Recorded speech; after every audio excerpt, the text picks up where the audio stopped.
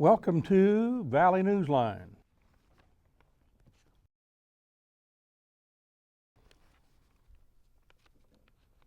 Hello, I'm your host, Ron Whitlock.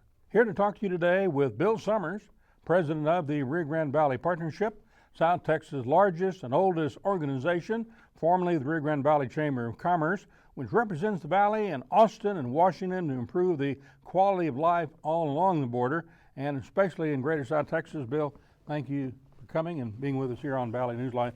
Now, President Summers of the Valley Partnership is here on this program today to talk to you and I about the partnership's leading role in immigration reform and where the Valley in South Texas stands as it relates to the partnership and its body of members, over 1,000, because they are opposed to the creation and building of a border wall and or fence along the Rio Grande natural barrier. Why is the partnership opposed to the building of this fence and or wall along the Rio Grande River? Well, first of all, we don't need it. And it tells our people, our friends, where we have an office in Mexico, that we don't want them. And I just can't understand. I think some of the Border Patrol guys calls it a border structure, but it's a fence. It's plain and simple fence, and we don't need a fence. We need, if you want to man the border, do it good. Spend the money on more Border Patrol than on a fence. Now, the Commissioner of International Boundary Water Commission, Carlos Marine, has given out word and indications to the to various people along the border that he's of the opinion there's a very good possibility that the building of this structure would, in fact, perhaps be in variation and violation of the 1944 treaty with Mexico. And also the 1970 boundary treaty. And yes, in that treaty, in 44 treaty, in the 70 treaty, one country, which is Mexico and the United States, is not allowed to do anything that would harm the other country. And putting a fence along the river where it could cause flooding will cause harm to not only the United States but to Mexico. Is the rationale behind that, Bill, because of during times of tropical storm, flooding situations along the Rio Grande and other estuaries leading into it, that all of the debris that's going to be a part and parcel to a flood is going to create more of a barrier, and it's going to force water to go into northern Mexico and cause the flooding to be worse in Mexico than in the United States? Is that the rationale behind it? You're exactly right. It's a terrible thought. And, you know, why don't they... They're worried about our levees, not keeping the floodwaters out of the valley. Why don't they spend that money on the levees? They're going to spend billions of dollars on the so-called fence, and it's just not right. But let me say this. We do want them to protect the United States, but there's ways of doing it without building a fence. Now, the mayor of El Paso, the mayor of Laredo, and the county judge, J.D. Salinas of Hidalgo County, is here to tell us at a meeting in McAllen, and you and I on this camera and on this program, that they are opposed to the fence, and here's why. The real problem that we have is really stems from the whole issue of illegal immigration. That's how the concept of a border fence started. And what we really need to do is to take a holistic approach to immigration reform. This country depends on about 500,000 workers coming into the country every year to supply the labor force that we're not able to supply internally. Trust us, we're not going to harm you. But my message back to them is if the federal government has money to build walls, give it to me and I'll build bridges. Our border in El Paso joins us with our sister city, Ciudad Juarez. It doesn't separate us. In El Paso, we share the same air, we share the same water, we share the same culture, the same food, and I jokingly say some of us even share the same wives and girlfriends. I think this really is a wake-up call. I think that it's time that we start getting the schedules for the town hall meetings that we were supposed to have. And I'm concerned that the people of South Texas, along the Texas border, haven't really been heard. There's a lot of issues that are more important to South Texas that are safety and health issues than a fence that's going to cost $16 million a mile. And that's why we're here today. We feel like a veterans hospital, taking care of our veterans coming back, taking care of the levee issue, which may be built on with a fence, is more important than a plan that was built behind a napkin by the Border Patrol over lunch.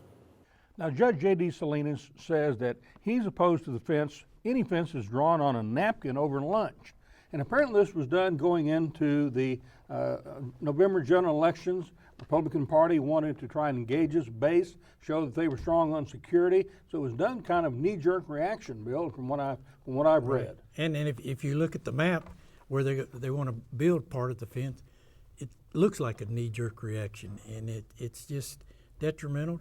You know, the U.S. government has spent Fish and Wildlife spent $80 million buying land on the river to protect our wildlife. Now this fence is they're gonna have to build a 50 to 100 foot barrier, and then plus put a fence there.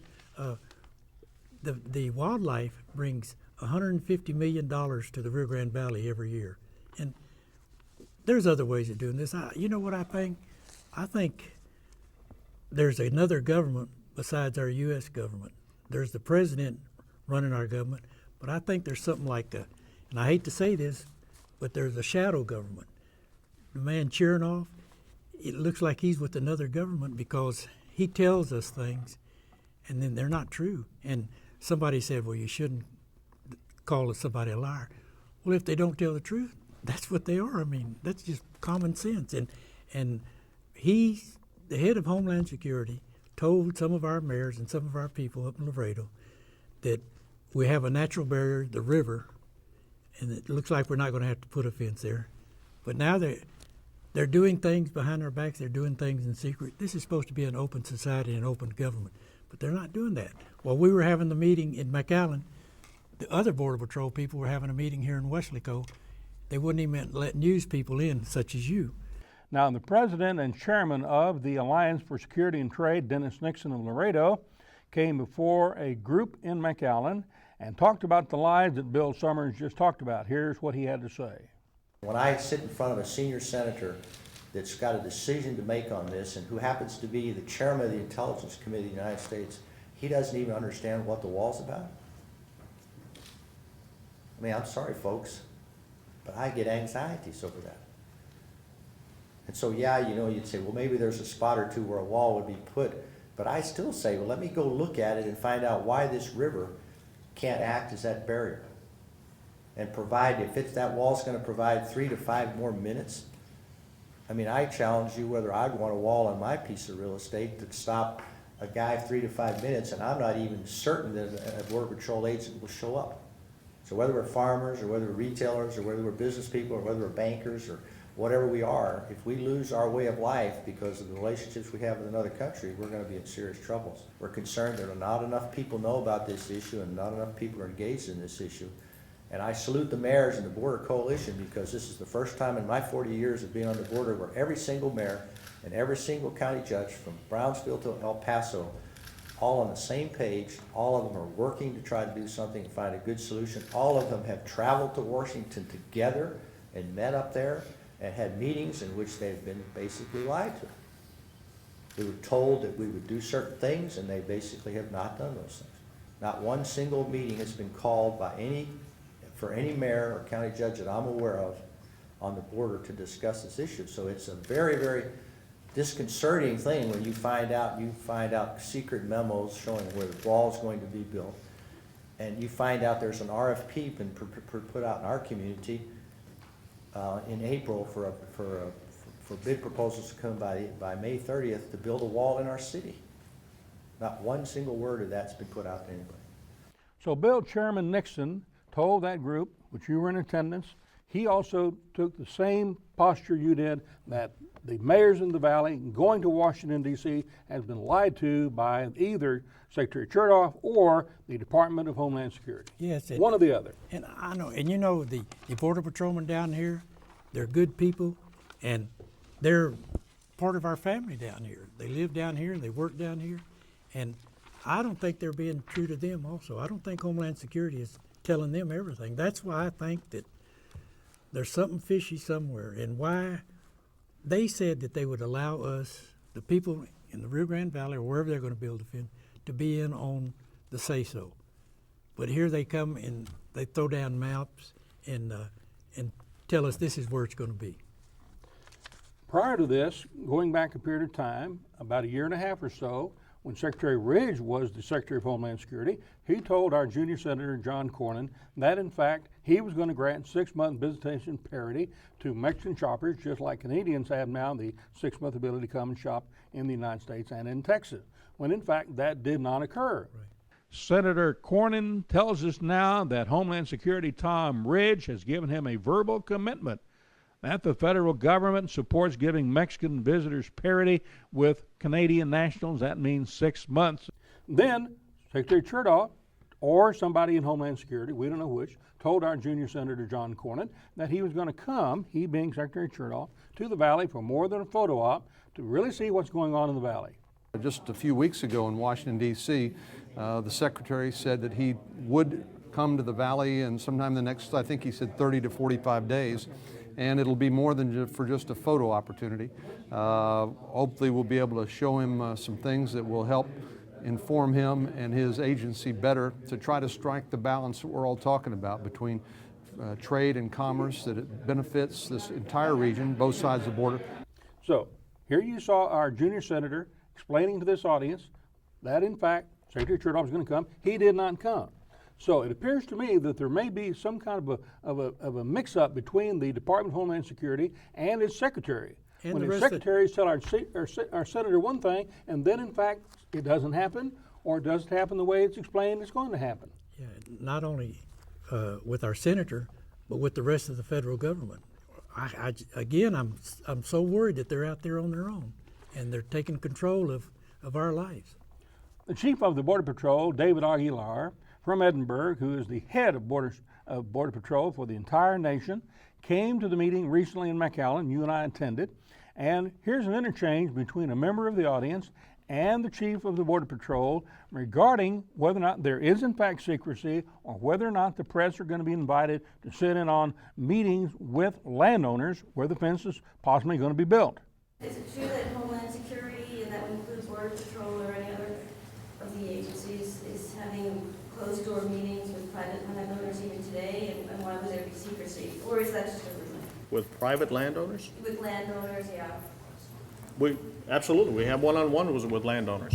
But why would they need Secrecy? closed meetings? Why would there be no press allowed? Well, I would ask that to the landowner, not of the Border Patrol. Supposedly there's a meeting today over at Border Patrol headquarters in Westlaco. Specifically, the question just came up about the work that we are dedicated to do during this outreach before one shovel of dirt is turned. And it's the commitment the chief is making here today, it's the commitment that I will make to you here today. Each and every one of you, all the audience here is a target for us to speak with, to sit down and consult. The landowner meeting question that just came up, yes, that's part of what we're doing. It's part of our outreach program. Is it closed? Is it secret? No, of course not. It's like what we're doing here. Are all of them going to be open to the media? Can you imagine 400 contacts? I have people all over the sector over the next month or two. We started this about a month ago, speaking to people. Otherwise, we'd never get this job done. And we would never get these folks that need to be heard. We would never be able to listen to them as we're doing here today. So that's what our promise is for the sector. And I'm here as acting chief of patrol at this time. As you saw in that interchange, Bill, I was there. I heard the chief of the Border Patrol say that the press would be invited to landowner meetings. The local sector chief, Ronaldo Garza, who's the acting chief of the Border Patrol of the Rio Grande Valley sector, also explained there was no secrecy involved. So at the end of that meeting, I drove to the Westlaco headquarters of the Border Patrol on FM 1015, at the invitation, by the way, of a landowner who has a 600-acre farm along the river south of Westlaco, and I was refused admission to that meeting with the landowner put on by the Border Patrol. So there was a disconnect on that day between the chief of Border Patrol and the local sector chief, and what was explained to the press and that audience there, because I, as a reporter, went to go and attend that meeting and was refused admission to that meeting. I'm still going to find out from Ronaldo Garza, who assured me at the Brownsville meeting that there's going to be some openness on the part of the local Border Patrol and find out more about what's going to happen in the future. The Texas Border Coalition founder Mike Allen has also blasted the Department of Homeland Security for being far too secretive about the public meetings they are conducting about the border wall. Allen told the Rio Grande Guardian he was furious with the Border Patrol for holding a secret meeting in the Rio Grande Valley with landowners in Weslaco. At the same time, he had scheduled a meeting with the Texas Border Coalition on the wall in McAllen. They do not seem to be honest, said Allen in his comments to the Rio Grande Guardian. After that complaint, talking to Allen, that's when I went down to the Weslaco office of the Border Patrol and sought admission. Now, Valley Newsline is covering the potential issue of possibly building and why not build. The question, why not build the third dam as called for in the 1944 treaty with Mexico, on the basis that the building of the wall building of the third dam between Laredo and Eagle Pass would provide a third reservoir of water. The water levels along the Rio Grande all the way from Laredo to Brownsville could be at a high enough level if you had enough water supply to do that, to provide that barrier that the Border Patrol is looking for that 3 to 5 minutes that they're telling you and I and Bill and everybody who's met with them in McAllen recently that they needed, that the wall would provide that 3 to 5 minutes of time, because they had to swim in a higher level of water as opposed to walking across some dry areas of the Rio Grande, which happens, as anyone who lives along the border knows. That would provide an absolute option. Here are the comments from Senator Zaffirini, Representative Ryan Guillen, Mayor of Laredo, and the county judge for Hidalgo County, J.D. Salinas, putting their support for the building of that third dam before you and I on this program. A dam is an excellent idea, and especially between the areas of Laredo, where I live, and the city of Eagle Pass, which I used to represent. I have not since the last redistricting. But it would be a good location, and it would ensure our flood control, but also control our water quality. And I believe that by building a dam, we will place a greater importance, greater focus on the needs of our environment and of our region. A dam is an excellent idea. It is as excellent as a wall is stupid. And I'm not an expert on it, obviously. If there's water behind a dam, then you would have more water to keep the levels of the Rio Grande high enough where immigrants, illegal or whatever, would not be able to walk across the actual dry riverbed of the Rio Grande River. You'd have enough water behind the third dam to keep that river level up. But you know, a lot of people don't understand that. When they talk about stupid projects like a wall, they don't understand that there are areas along the so-called Rio Grande where there is no water, and that you can literally walk across that area without getting wet. But they don't know that. They don't know that because they're not from our region. They do not know, they do not understand. And frankly, people who support walls to separate Texas and other states from Mexico are just wrong-headed and in many cases wrong-hearted. I think it's a great idea. A third reservoir will not only be money well spent, but it'll also serve as a economic generator on the border and a tourist destination. And so I think it's a great idea. It's something we need to look into further. We need to meet with IBWC and start the negotiations, start the talk, and push the federal government to come to the table and talk to us about this.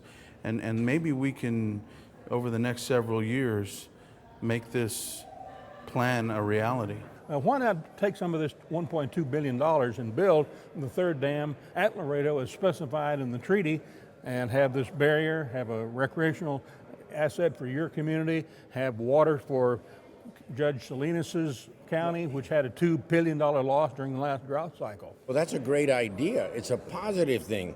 You know, it's going to be money well spent. It's not going to be squandered, and that's what we've been saying all along. But until we have more town hall meetings, until we have more response from the community, then they'll start listening, and it's time. I will support a dam in northern Laredo as long as we can rise our waters up so that the agriculture community can tap into them. But I think those are the things we should be talking about, Ron, is solutions that will work and not solutions and wasted federal money like fences and walls that will not capture anybody and apprehend them. Bill, building of the third dam. I think it's a good idea. I think it's a good idea. My understanding, if we have a third dam, then we won't have as much problem with drought, with water shortage, because we'll have that full of water before the drought comes. So, and also for security, you know, just like you said, they can't, in that area where they're talking about, they can come across easily. But if you build that reservoir, it's going to be half a mile wide or something like that. It's going to take them 3 to 5 hours to get across instead of 3 to 4 minutes. So it's good for security also. So on that basis, if you've got a half mile wide lake from north of Laredo to Eagle Pass, and then you've got a higher level of river water because you've got enough water in the dam to keep those river levels higher all the way down to the mouth of the Rio Grande, That's right. South of Matamoros and Brownsville, then you've got that natural barrier that they've been talking about trying to accomplish. That Chernoff said we had. That Chernoff said that was the possibility. Yeah, it's really a shame. I see what happens. They come down here for photo ops.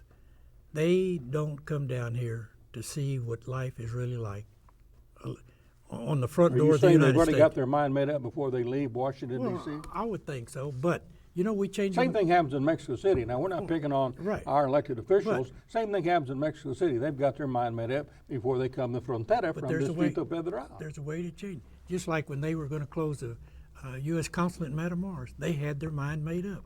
We went to Washington and brought the ambassador down here so he could see what was going on down here, why we were telling them that we need to keep the U.S. consulate in Matamoros. They had 7 employees at the time. They decided to keep it. They found a way to keep it. Now there's 47 employees.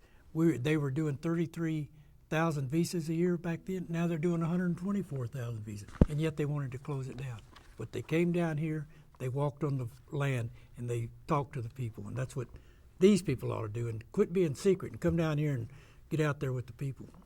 Texas State Senator Eddie Lucio, who represents 650,000 constituents in the Rio Grande Valley of South Texas, the four-county valley area, says that both Senators Cornyn and Hutchison have assured him and others locally that local public officials are going to have input before any wall is constructed. I think both senators now have taken a position to allow the local citizens and especially those that represent citizens at the local level, our local entities, our local public officials, to have a little bit more active role and a little bit more to say about this issue.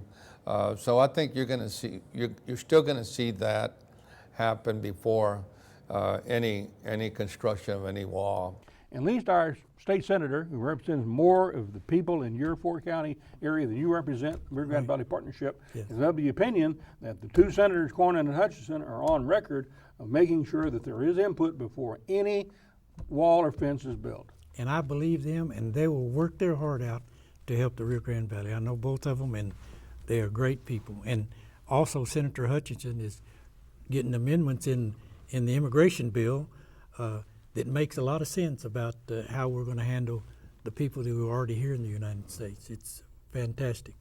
And the 1,000 some odd members of your organization are in lockstep as far as you're concerned, as far as your communication with your membership, in saying that we are adamantly opposed to the construction of this fence or wall along our river. And they can give us the best security in the world without building a wall. Stay tuned to Valley Newsline for more coverage on immigration reform and the potential building of a border wall along the Rio Grande by tuning in to Valley Newsline on News Channel 5 or going to valleynewsline.tv. Till next time, adios.